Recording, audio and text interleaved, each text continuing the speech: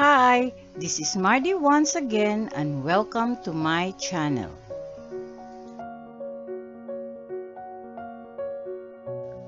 Our topic for today is all about the Taliban.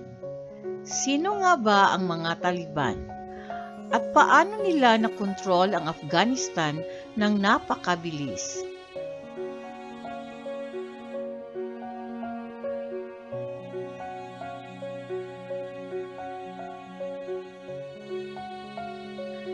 Hinulaan ng mga US intelligence analysts na posibleng magtagal ng ilang linggo bago mahulog ang pamahalaang sibilyan ng Afghanistan sa Kabul sa mga mandirigmang Taliban. Sa totoo lang, umabot lamang ng ilang maikling araw. Ang mga militanteng Taliban ay muling nakuha ang kabisera ng Afghanistan halos 2 dekada matapos silang itaboy mula sa Kabul ng mga tropang US. Bagaman ang mga pwersang pansiguridad ng Afghanistan ay well-funded and well-equipped, they put up little resistance as Taliban militants seized much of the country. Kasunod ng pag-atras ng mga trupang US simula pa noong unang bahagi ng July. Afghan President Ashraf Ghani fled the country, abandoning Presidential Palace to Taliban fighters.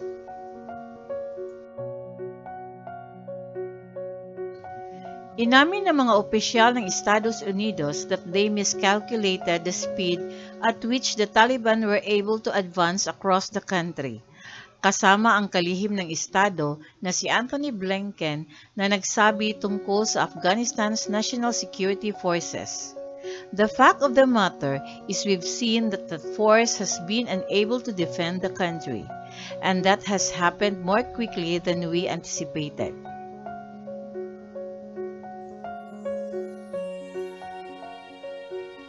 Ang matuloy na tagumpay ng Taliban ay nag-udyok ng mga katanungan tungkol sa kung paano nagawang kontrolin ng grupo ng rebelde kaagad pagkaraan ang pag-alis ng US mula sa Afghanistan at pagkatapos ng halos 20 years na hidwaan sa pinakamahabang giyera ng US, kung ano ang gusto ng Taliban.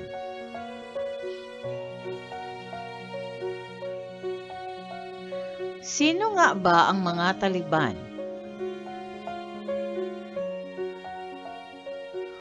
Formed in 1994, the Taliban were made up of former Afghan resistance fighters known collectively as mujahedeen, who fought the invading Soviet forces in 1980s. They aimed to impose their interpretation of Islamic law on the country and remove any foreign influence.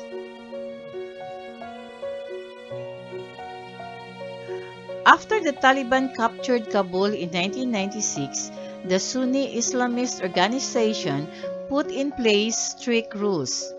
Women had to wear head-to-toe coverings, weren't allowed to study or work, and were forbidden from traveling alone. TV, music, and non-Islamic holidays were also banned.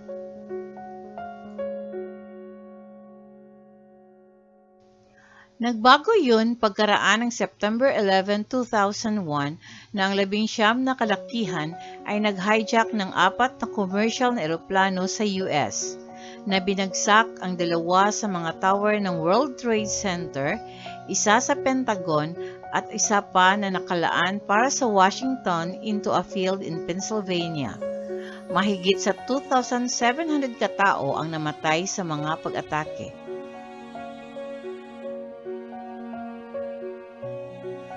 Ang pag-atake ay inayos ng pinuno ng Al-Qaeda na si Osama bin Laden, who operated from inside of Taliban-controlled Afghanistan. Wala pang 1 buwan matapos ang pag-atake, US and its allied forces invaded Afghanistan, aiming to stop the Taliban from providing a safe haven to Al-Qaeda, at upang ihinto ang Al-Qaeda mula sa paggamit ng Afghanistan bilang isang base of operations para sa mga aktibidad ng terorista.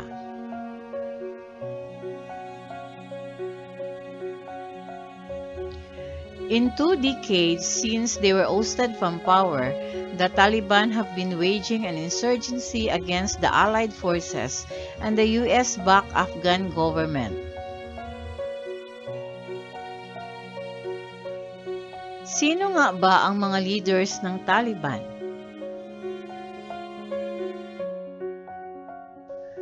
The Taliban are led by Maulawi Haibatullah Akhundzada, a senior religious cleric from the Taliban's founding generation. He was named as the Taliban's leader in 2016 after the group's previous leader, Mullah Akhtar Mohammad Mansour, was killed in a US airstrike in Pakistan.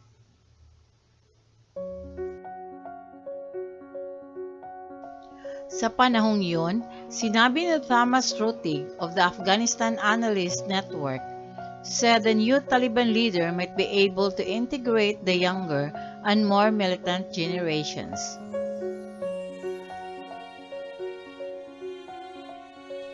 Another key player ay si Mullah Abdul Ghani Baradar, ang co-founder ng Taliban na pinakawalan noong 2018 matapos na makuha noong 2010 sa Karachi, ang pinakamalaking lungsod ng Pakistan. Pinamunuan ni Baradar ang political committee ng grupo at kamakailan lamang ay nakipagpulong sa Chinese Foreign Minister Wang Yi. Ano nga ba ang napagkasunduan ng Taliban kay Trump?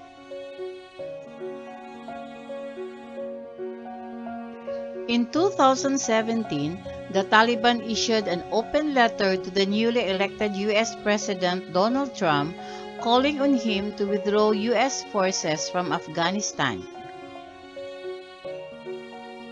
After years of negotiations, ang Taliban at ang administrasyong Trump ay sa wakas ay lumagda ng isang kasunduan sa kapayapaan noong 2020. Sumang-ayon ang US na bawiin ang mga trupa at palayain ang ilang 5,000 mga bilanggong Taliban, habang ang Taliban ay sumang-ayon na gumawa ng mga hakbang upang maiwasan ang anumang pangkat o individual, kabilang ang Al-Qaeda, mula sa paggamit ng Afghanistan upang bantain ang seguridad ng US o mga kakampi nito. Ngunit hindi iyon nagdulot ng kapayapaan. Violence in Afghanistan grew to its highest level in 2 decades.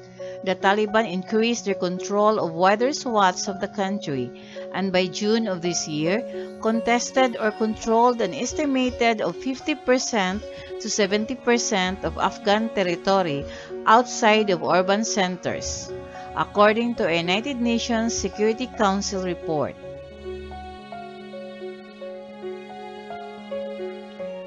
The report warned that an emboldened Taliban posed a severe and expanding threat to the government of Afghanistan. The report argued that the Taliban leadership had no interest in the peace process and appeared to be focused on strengthening its military position to give its leverage in negotiations, or if necessary, in using armed force. The Taliban's messaging remains uncompromising, and it shows no sign of reducing the level of violence in Afghanistan to facilitate peace negotiations with the government of Afghanistan and other Afghan stakeholders, the report said.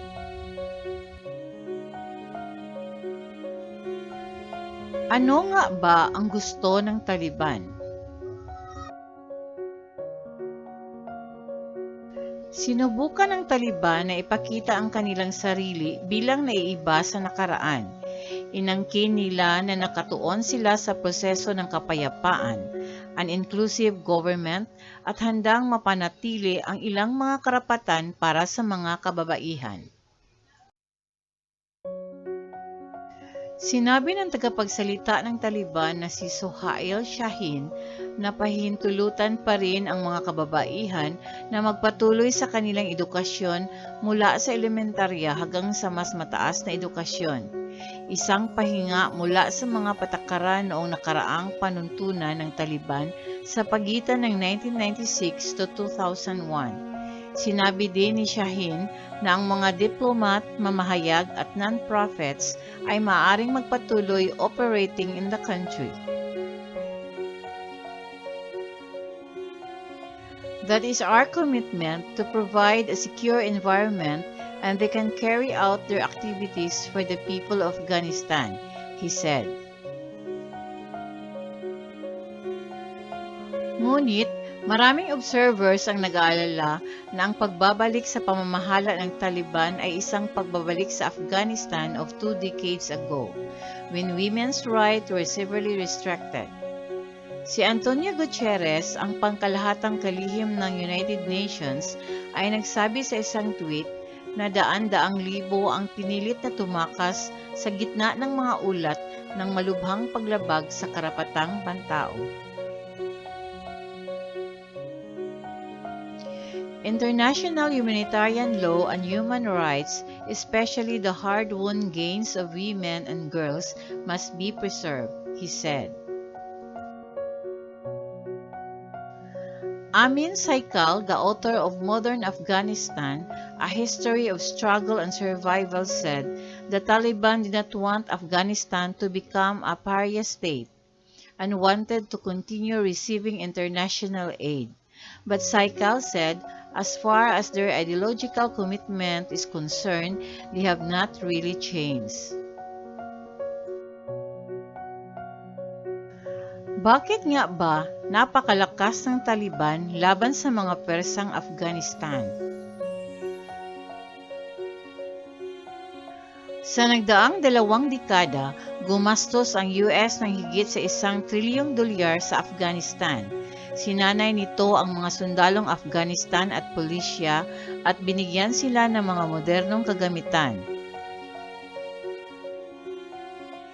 Noong Pebrero, ang Pwersang Afghanistan ay umabot sa 308,000 na tauhan, ayon sa ulat ng United Nations Security Council na inilabas noong Hunyo. Higit sa tinatayang bilang ng mga armadong mandirigma ng Taliban, na mula 58,000 hanggang 100,000. Gayunpaman, sa huli, ang mga Pwersang Afghan ay napatunayan na walang laban para sa Taliban. Si Carter Malkashian, isang dating nakakatandang tagapagpayo ng chairman ng US Joint Chief of Staff na may akda din ng The American War in Afghanistan, A History, sinabi ng mga Pwersang Afghan na minsan ay nagkulang ng koordinasyon at nagdusa mula sa mahinang moral. Ang mas maraming pagkatalo sa kanila, mas masahol ang kanilang moralidad, at mas malakas ang loob ng mga Taliban. Afghan forces for a long period of time have had problems with morale and also their willingness to fight the Taliban, he said. The Taliban can paint themselves as those who are resisting and fighting occupation, which is something that is kind of near and dear to what it means to be Afghan, whereas that's a much harder thing for the government to claim, or the military forces fighting for the government. Taliban spokesperson Shaheen said they weren't surprised by their successful military offensive because we have roots among the people, because it was a popular uprising of the people, because we knew that we had been saying this for the last 20 years, he said. But no one believed us, and now when they saw, and they were taken by surprise because before that they didn't believe. Thank you very much for watching. Please don't forget to like, comment, and subscribe.